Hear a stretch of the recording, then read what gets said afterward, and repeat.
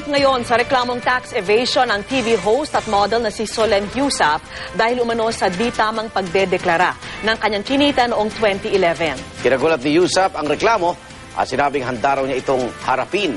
Saksi si Victoria Tulad.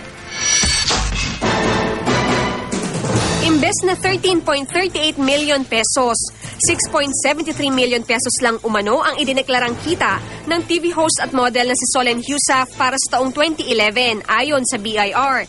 Ibig sabihin, 6.65 million pesos ang nawawala sa tax declaration ni Heussaff. Dahil dito, sinampahan ng BIR ng reklamong tax evasion ang modelo. As a consequence thereof, the total tax liability we are running after her for is 3.6 million for taxable year 2011. This is inclusive of surcharge and interest. Ayon sa BIR at Department of Justice, ngayong araw nakatakdang padalhan ng sabpina ang kampo ni Heussaff. 1 taon hanggang 10 taong pagkakakulong at kaukulang multa ang parusa sa kasong tax evasion.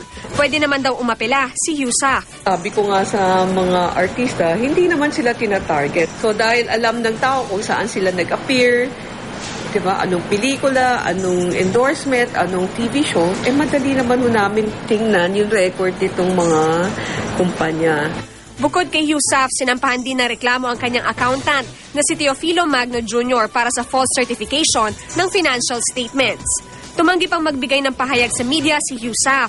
Pero sa kanyang Twitter account, sinabi niyang nagulat daw siya sa pangyayari, lalo't siniguro raw ng mga taong pinagkatiwalaan niya na tama ang ginagawang paghawak sa kanyang pinansya.